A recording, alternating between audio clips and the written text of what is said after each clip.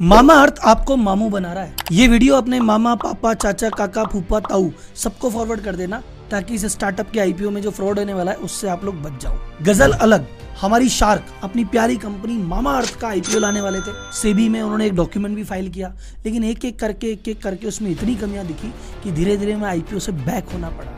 और अभी मैडम जी ये बोल के कि अरे मार्केट ठीक नहीं है, बाद में करेंगे, अभी आईपीओ की रेस से आउट हो गई है। लेकिन क्या थी वो कमियां और किस कारण उस रेस से उनको मजबूरन वापस भागना पड़ा, आज इस वीडियो में देखेंगे। मैडम ने भाग के अच्छा किया, नहीं तो इनका हालत जोमेटो, नाइका, पेटीएम जैसी या शायद उससे भी बुरी हो जाती। आखिर कैसे ये स्टार्टअप कागजों में वर्थ बनाते हैं और लास्ट में आम आदमी को चिपका के चले जाते हैं, इस वीडियो में इसका खुलासा करेंगे। तो अगर आप स्टार्टअप आईपीओ का गेम समझना चाहते हो कि ये स्टार्टअप आखिर आईपीओ क्यों लेके आते हैं, ये आईपीओ लाने से इनका क्या फायदा है, आम आदमी का क्या नुकसान है, तो ये वीडियो ध्यान से देखना, उसको सेव कर लेना। जब जब किसी स्टार्टअप का आईपीओ आए निकाल के बार बार देखना।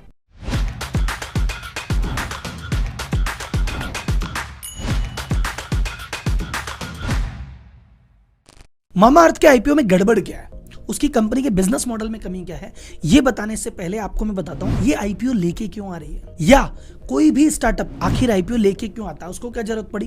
पहले तो नहीं ला रहे थे शेयर, एकदम से सबको ऐसा लगा कि हम तो लाएंगे। क्यों भाई? स्टार्टअप का काम करने का अपना एक अलग स्टाइल है। ये लोग प्रॉफिट की परवाह नहीं करते। इसका एग्जाम्पल बताता हूँ। इंडिया में इस समय 114 यूनिकॉर्न है, उसमें सिर्फ 80 यूनिकॉर्न अपना डेटा शेयर करते हैं, उनमें से मात्र 17 प्रॉफिट में है। अब बाकी जो 34 लोग शेयर नहीं कर रहे, अब मैं अज्यूम कर रहा हूं कि भैया प्रॉफिट होता तो आ जाते सामने, नहीं आ रहे तो कुछ तो गड़बड़ है दया। तो ऑफिशियली रूप से भारत में 17 यूनिकॉर्न है जो प्रॉफिट में है। तो राहुल जी अगर ये प्रॉफिट में नहीं है तो ये सैलरी कैसे देते हैं, ये इतना ऐड कैसे करते हैं, ये मार्केटिंग कैसे करते हैं, ये गेम अभी आपको समझाता हूं, ध्यान से देखो। मान लो मैंने कंपनी स्टार्ट की, कंपनी का नाम था पापा अर्थ। मैंने कहा भैया पैसे चाहिए, पैसे तो है ही नहीं, क्या करे।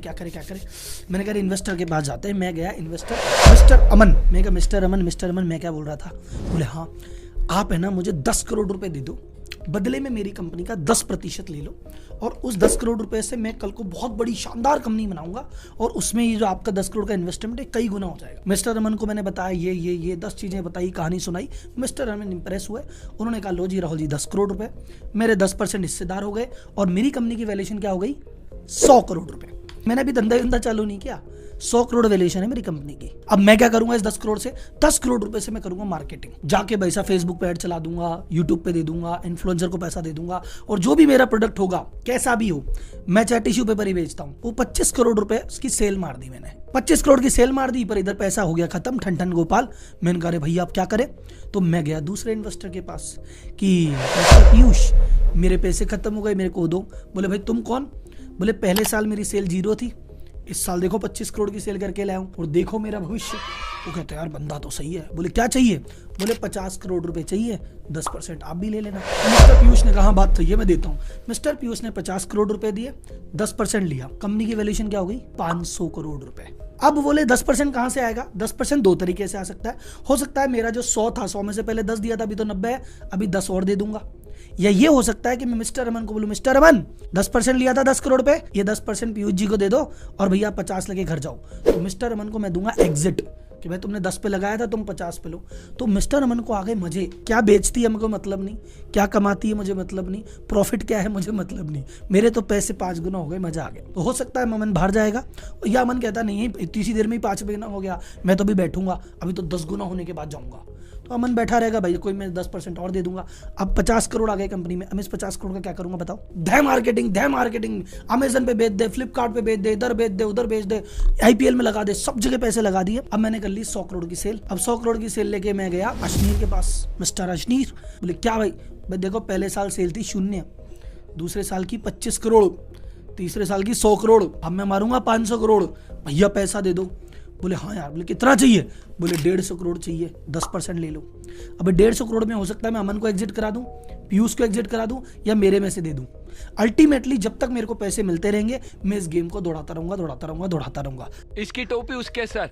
आई बात समझ में? क्योंकि इस पूरे गेम में सारा फोकस एक बात पे है कि कैसे जैसे सेल बढ़ा दो, सेल बढ़ जाएगी तो वैल्यूएशन बढ़ जाएगी, तो जो पहले वाला है वो एग्जिट ले जाएगा, दूसरे वाला तीसरे पे एग्जिट लेगा, सब एग्जिट ले लेंगे, सबको मजा आएगा, प्रॉफिट आए तो भला, नहीं आए तो भला। अब लास्ट में घूमते घूमते एक ऐसा लेवल आता है कि इन्होंने बेचते बहुत ज्यादा बेच दिया भाई साहब। अब नया इन्वेस्टर मिल ही नहीं रहा। नया इन्वेस्टर कह रहा भैया पिछले 5 सालों से 5 आदमियों से 500 करोड़ रुपए उठा लिए, लेनी देनी कुछ है नहीं, मैं तो भैया नहीं दे रहा पैसे। अब अगर छठे ने पैसे नहीं दिए ना भाई साहब, तो 1 से लेके 5 के सबके अटक गए। जो एक पहले पे एग्जिट ले लेता तो ठीक था, उसने एग्जिट नहीं ली, लालच में बैठा रहा।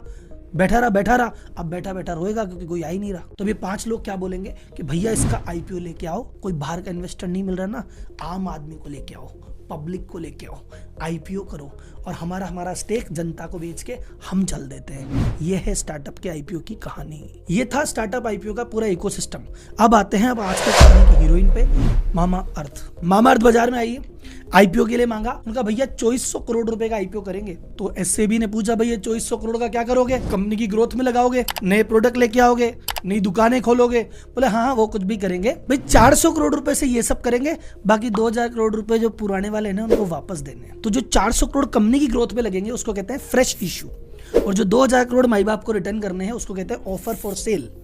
इसमें वरुण अलग, गजल अलग, ये दो कपल है, अपने अपने शेयर बेच रहे हैं। इनके सारे इन्वेस्टर अपने अपने शेयर बेच रहे हैं। इनके जो इन्फ्लुएंसर बीच में आए थे, शिल्पा शेट्टी जी, वो भी अपने शेयर बेच रही है। तो राहुल जी मामा अर्थ ऐसा कर रही है? अरे सारे ऐसे करते हैं। नायका का आईपीओ याद है कितने का आया था? नायका का आईपीओ आया था 5351 करोड़ का। उसमें से नायका ने कंपनी में लगाए थे 630 करोड़, 4722 करोड़ देने के लिए थे। पेटीएम का याद है कितने का आईपीओ था? 18300 करोड़।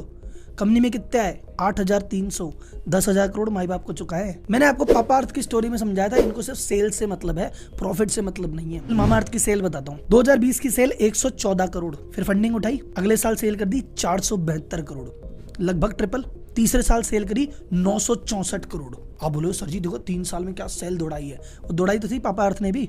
प्रॉफिट की बात करो, इनका पहले साल का लॉस था 442 करोड़। सर 114 करोड़ की रेवेन्यू है, 114 करोड़ की सेल है, उसमें लॉस है 442 करोड़ का। दूसरे साल सेल बढ़ाई ट्रिपल, 472 करोड़, पर लॉस भी ट्रिपल कर लिया 1332 करोड़ का। तीसरे साल 932 करोड़ की सेल थी, यहां भी इनका लॉस ही होता, पर आईपीओ की प्लानिंग थी, किया कुछ जुगाड़, प्रॉफिट लेके आए। कितना? 14 करोड़ रुपए का। 964 करोड़ की सेल पे और वैल्यूएशन मांग रहे हैं 24,000 करोड़ कि भैया 2400 करोड़ का जो आईपीओ कर रहे हैं उसके लिए 10% ही शेयर देंगे, हमारी कंपनी की वैल्यूएशन है 24,000 करोड़।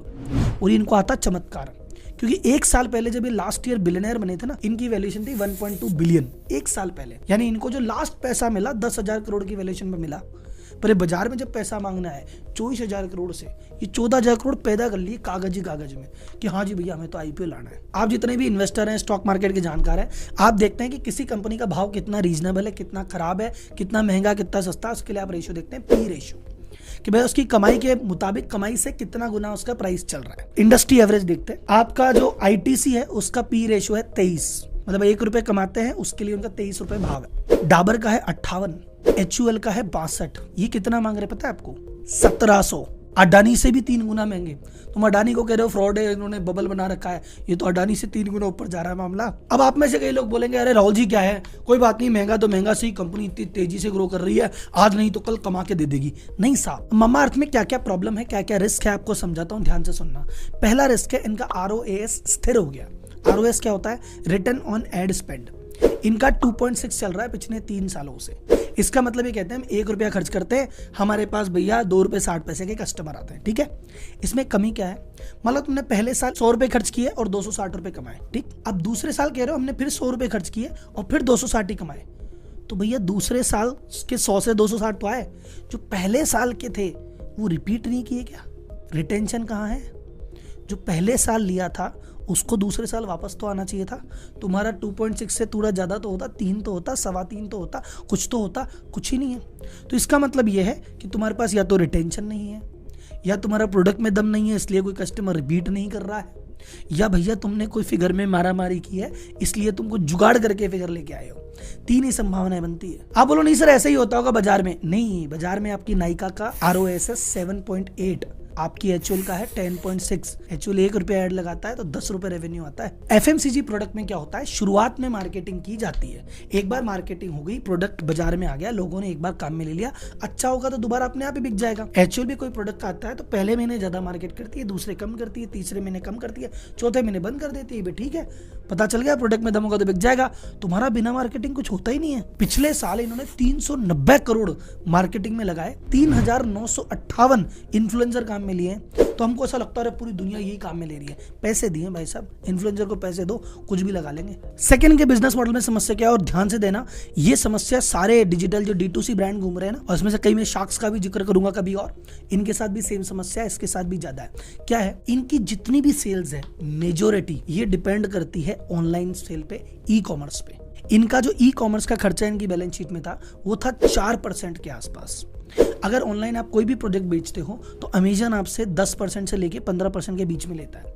अगर कोई प्रोडक्ट बेचेगा तो उसका 15% लगता है, इनका मात्र 4% लग रहा है। यानी जो प्रॉफिट तुम देख रहे हो ना कि हाँ थोड़ा बहुत तो प्रॉफिट है, वो थोड़ा प्रॉफिट इसी बात का है कि तुमसे अमेजन 10-11% का डिस्काउंट दे रहा है। तुम्हारी अमेजन से क्या बैकडोर की डील है हमें पता नहीं है, लेकिन अमेजन ने आज डिस्काउंट दिया है। अगर कल अमेजन डिस्काउंट देना बंद कर दे, अमेजन कहते नहीं दुनिया से 15 लेते तुमसे 15 लेंगे जी, या कहते दुनिया से 15 लेते तुमसे तो 20 लेंगे जी, तो उसी दिन भैया जो प्रॉफिट है ना पूरा खत्म, इवन सेल भी खत्म हो जाएगी। ले दे के जो कुछ है वो ई कॉमर्स पे बेस्ड है।